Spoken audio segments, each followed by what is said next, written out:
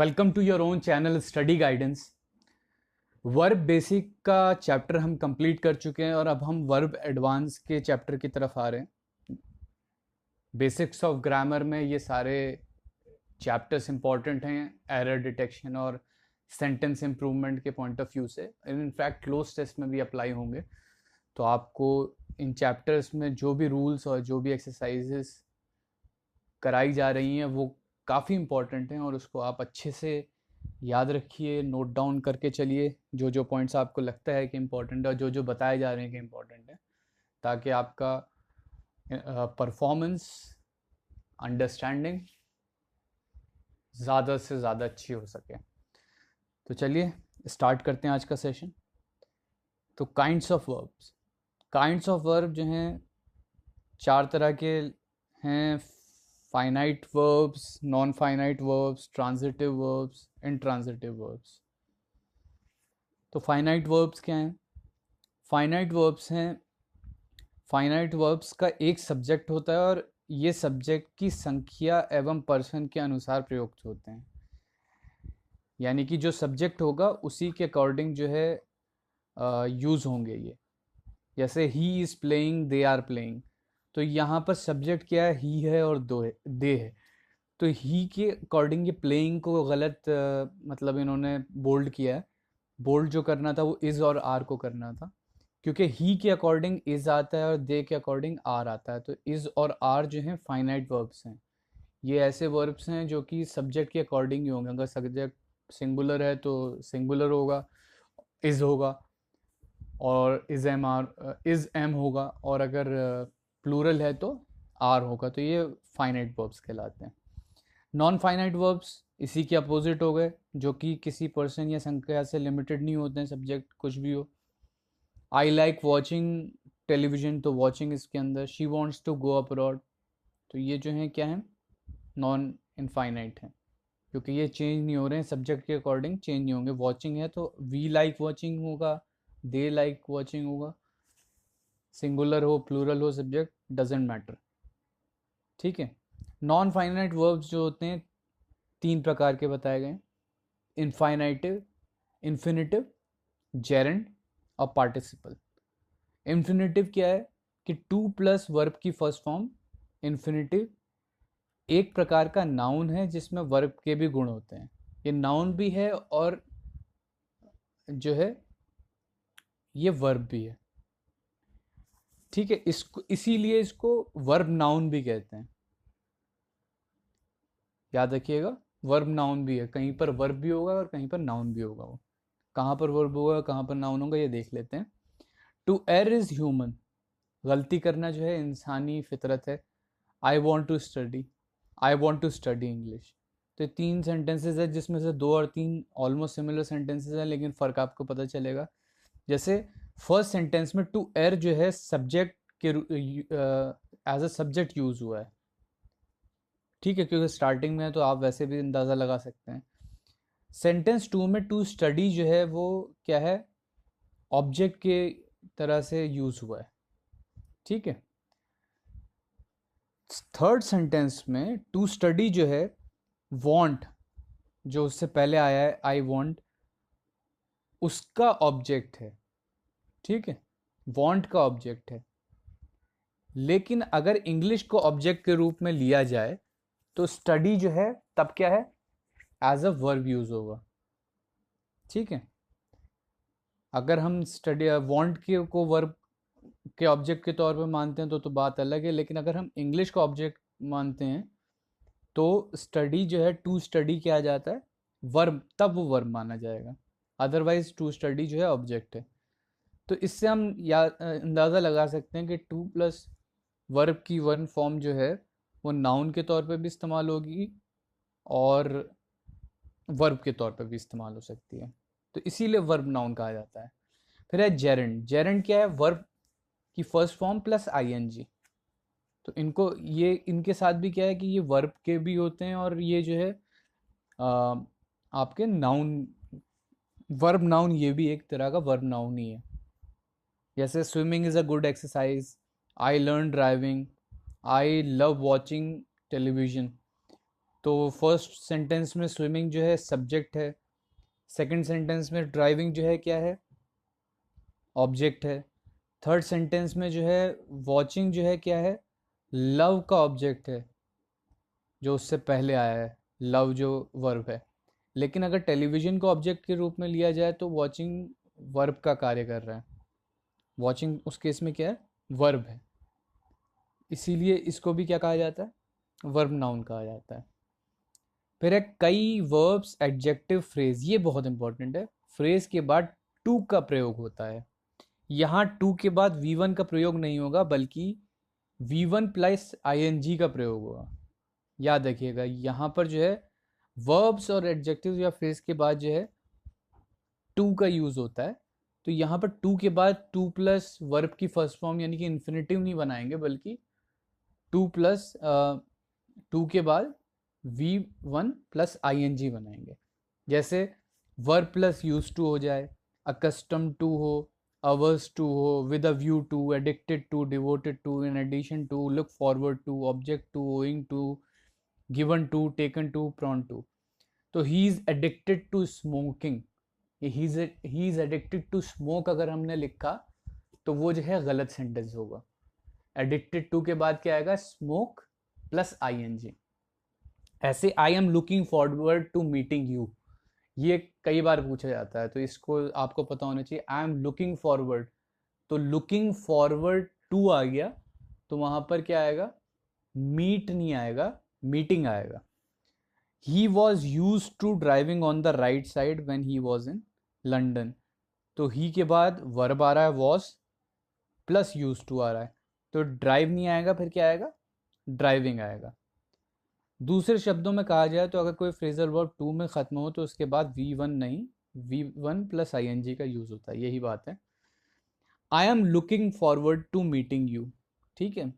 He is given to drinking, he is prone to making the same mistake again and again, he got use to driving on the right when he was in London, ठीक है। लेकिन क्या है, exception क्या है, models में use to के बाद वी वन का यूज होता है। I use to drive on the right, ठीक है। I am use, he got use to driving on the right when he was in London. अब देखिए डी और ई में दोनों में यूज टू है, लेकिन एक में V plus I N G लग रहा है, एक में सिर्फ वी वन लग रहा है, क्योंकि यूज टू क्या है, मॉडल है, ठीक है। तो ये देखिए सेंटेंस डी और ई में आपको फ़र्क पता होना चाहिए कि डी में क्या है, अगर यूज टू के पहले वर्ब हो तो यूज टू के बाद V one plus I N G लगाए। डी में आप देखिए क्लियरली यही रूल अप्लाई हो रहा है। गॉड क्या है, वर्ब है, तो वर्ब पहले है फिर यूज टू है, इस वजह से क्या लगेगा वहां पर, V one plus I N G लगेगा। सेंटेंस ई में क्या है, अगर यूज टू के पहले वर्ब नहीं हो तो यूज टू के बाद वी वन लगाएं, ठीक है। तो वहां पर हमने क्या लगाया, ड्राइव लगाया, वी वन लगाया। सेंटेंस डी क्या है, ये आदतन क्रिया को दर्शाता है, एक हैबिट को शो कर रहा है कि आप जो है, आदत थी कि आप जो है लंदन में राइट साइड पे चलाया करते थे, ठीक है। सेंटेंस ई क्या दिखा रहा है, एक रूटीन पास्ट एक्शन को दिखा रहा है कि पास्ट में एक रूटीन में आप ये चीज़ कर रहे थे, ये हैबिट नहीं थी बट एक रूटीन में आप रोज कर रहे थे। आप I use to drive on the right, मैं राइट की तरफ चला करता था, तो ये आदत नहीं दिखा रहा है, ये जो है आपका पास्ट एक्शन बता रहा है कि पास्ट में आप ये किया करते थे। फिर है ये किसी सेंटेंस डी जो है ये किसी भी टेंस में हो सकते हैं और यूज टू के पहले आने वाले वर्ब वाक्य के टेंस को निर्धारण करता है, ठीक है। तो आप इसको he got use to driving on the right when he was in London, आप ये भी कह सकते हैं। आई एम प्रेजेंट में करना चाहें तो I am use to driving on the right when I am in London, ठीक है। I will get use to, तो आप जो है वहाँ पर जो है आप फ्यूचर टेंस में चले जा रहे हैं। लेकिन जो ई सेंटेंस है ये जो है सिर्फ और सिर्फ पास्ट में जो है यूज़ हो सकता है, क्योंकि ये पास्ट के रूटीन को दिखा रहा है, इस वजह से आप प्रेजेंट में या फ्यूचर में यूज़ नहीं कर सकते। तो ये डिफरेंसेस हैं जो आप अच्छे से देख लीजिए, रिपीट कर लीजिएगा वीडियो में कि ये डिफरेंस है, इसीलिए कंफ्यूज ना हो। बहुत से लोग कंफ्यूज होते हैं आपके जेरेंड में और इन्फाइनेटिव के इस्तेमाल में, तो प्रॉब्लम यही है। ज़रा अच्छे से देखिए उसको। फिर है पार्टिसिपल। पार्टिसिपल क्या है? जो शब्द वर्ब और एडजेक्टिव दोनों का कार्य करे वो पार्टिसिपल है। वर्ब के तौर पे भी इस्तेमाल हो रहा है और एडजेक्टिव के तौर पे भी इस्तेमाल हो रहा है, तो उसको जो है पार्टिसिपल कहते हैं। अब वो कितने टाइप हैं? जैसे present participle, hearing the noise we rushed out of the restaurant. सुनते ही, नॉइज को सुनते ही, शोर शराबा सुनते ही हम रेस्टोरेंट से बाहर निकल आए। Thinking all is well he went to bed. ये सोच के कि सब सही है, वो बेड पे चला गया। अब इसमें क्या होता है? इसमें किसी घटना को इनकम्प्लीट या हुआ होता हुआ दर्शाने के लिए हो रहा है कि कोई चीज़ हो रही है उस टाइम पे, तो उसको क्या कहते हैं? ऑनगोइंग एक्शन है। एन एक्शन जो कि अभी कंप्लीट नहीं हुआ है, या जो है अभी जो है इनकम्प्लीट है, या अभी जो है या होता हुआ एक्शन कोई गोइंग ऑन है उस टाइम पे, तो उसके लिए इस्तेमाल किया जाता है। V1 प्लस ING क्या है? प्रेजेंट पार्टिसिपल है। फिर है पास्ट पार्टिसिपल। पास्ट पार्टिसिपल में driven by poverty he committed suicide, deceived by his best friend he was left in the lurch. इसमें क्या होता है? V1 वर्ब की थर्ड फॉर्म इस्तेमाल होती है, और ये जो है किसी घटना को कंप्लीट दर्शाने के लिए किया गया। घटना जो है क्या है? कंप्लीट हो गई है, मतलब दिखाने के लिए कि ड्रिवन बाय पॉवर्टी, पॉवर्टी आ चुकी है। He committed suicide, deceived by his best friend, धोखा मिल चुका है उसे बेस्ट फ्रेंड से, जो कि दुआ करता हूँ कि किसी को ना मिले, बहुत तकलीफ होती है। He was left in the lurch, वो उसे जो है उसकी हालत जो है अधर में लटका हुआ है, बहुत ही बुरी सिचुएशन में है। Perfect participle. परफेक्ट पार्टिसिपल क्या है? Having done with it they got down to work, having rested they started their journey again. ठीक है, इसमें परफेक्ट पार्टिसिपल में हैविंग प्लस वर्ब की थर्ड फॉर्म दिखाई जाती है, और इसमें क्या है कि दोनों ही वाक्य, इसमें किसी कार्य को भूतकाल में ही कंप्लीट होते हुए दिखाया जाता है, यानी कि पास्ट में ही वो कंप्लीट हो चुका है, वो प्रेजेंट में नहीं आई है, वो पास्ट में ही सब कुछ हो चुका है कंप्लीट। ठीक है, तो ये तीन तरह के हैं, प्रेजेंट पार्टिसिपल, पास्ट पार्टिसिपल और परफेक्ट पार्टिसिपल। फिर है ट्रांजिटिव वर्ब। जब वाक्य में क्रिया के बाद कर्म की आवश्यकता पड़े तो क्रिया ट्रांजिटिव वर्ब कहलाती है। जब वर्ब के बाद जो है आपको ऑब्जेक्ट की जरूरत पड़ती है तो क्या कहलाते हैं? ट्रांजिटिव कहलाता है। जैसे आई राइट एसे, तो आई राइट के बाद एसे की जरूरत पड़ेगी ही पड़ेगी, ऑब्जेक्ट की जरूरत पड़ेगी ही पड़ेगी।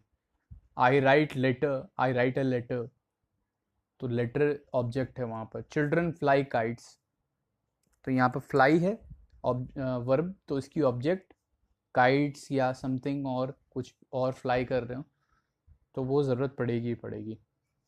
इनट्रांजिटिव इसी का अपोजिट, जहाँ पर ऑब्जेक्ट की ज़रूरत नहीं पड़ती, जैसे बर्ड्स फ्लाई। बर्ड्स फ्लाई के बाद ज़रूरत नहीं है इन द स्काई बोलने की भी या कुछ भी बोलने की, यहाँ पर भी बात हो जाती है। शी स्लेप्ट, तो स्लेप्ट जो है काफ़ी है, इसके बाद जो है आपको कुछ करने की ज़रूरत नहीं है। अगर वर्ब ट्रांजिटिव होता है तो वर्ब के उल्लेख मात्र से क्या जैसे सवाल उठते हैं। ये याद रखिएगा कि जब अगर कोई सेंटेंस जो है ट्रांजिटिव होता है तो आपको जो है उसको मेंशन करते ही आपको सवाल आएगा दिमाग के अंदर, क्या वाला। जैसे ही किल्ड अगर आप बोलेंगे खाली तो पूछेगा सामने वाला क्या, किसको मारा, तो ही किल्ड अ रैबिट, इसीलिए ऑब्जेक्ट की जरूरत है। आई हेल्प्ड, किसे, तो आप बताएंगे आई हेल्प्ड हिम या आई helped my teacher, I helped my mother, तो वहाँ पर जो है ऑब्जेक्ट की ज़रूरत पड़ती है, इसीलिए ट्रांजिटिव को कोई आइडेंटिफाई करने में कोई प्रॉब्लम ज़्यादा होती नहीं है। फिर है कॉजेटिव वर्ब्स। कॉजेटिव क्या होती हैं? हैव है, गेट है, मेक है का प्रयोग कॉजेटिव वर्ब के रूप में किया जाता है। सामान्यतः कर्ता किसी क्रिया को कर्म पर करता है। यूजुअली क्या होता है कि एक subject does the verb on the object. Subject जो है ऑब्जेक्ट पे कोई काम करता है। यूजुअली तो यही होता है ना, ही हेल्प्स द पुअर, तो वो ही सब्जेक्ट जो है पुअर की मदद कर रहा है, तो पुअर ऑब्जेक्ट है, मदद जो है वर्ब है। यूजुअली तो यही होता है। लेकिन जब सब्जेक्ट ही वर्ब को एक्सपीरियंस करे, अगर सब्जेक्ट जो है वर्ब को एक्सपीरियंस करे, यानी क्रिया का फल कर्म पर ना पड़कर कर्ता पर पड़े, तो कॉजेटिव वर्ब का प्रयोग होता है। ठीक है, तो उस केस में क्या होता है, जहां पर सब्जेक्ट पर ही एक्सपीरियंस हो रहा है, he got caught, the environment gets polluted due to our ignorance, वो जो है कॉट हो गया, मतलब उसी पे असर पड़ रहा है। द इन्वायरमेंट गेट्स पॉल्यूटेड यानी कि इन्वायरमेंट पे असर पड़ रहा है, सब्जेक्ट पे ही असर पड़ रहा है, तो वहां पर जो है, वहां पर हम कॉजेटिव वर्ब का इस्तेमाल करते हैं। ठीक है, ये याद रखना है।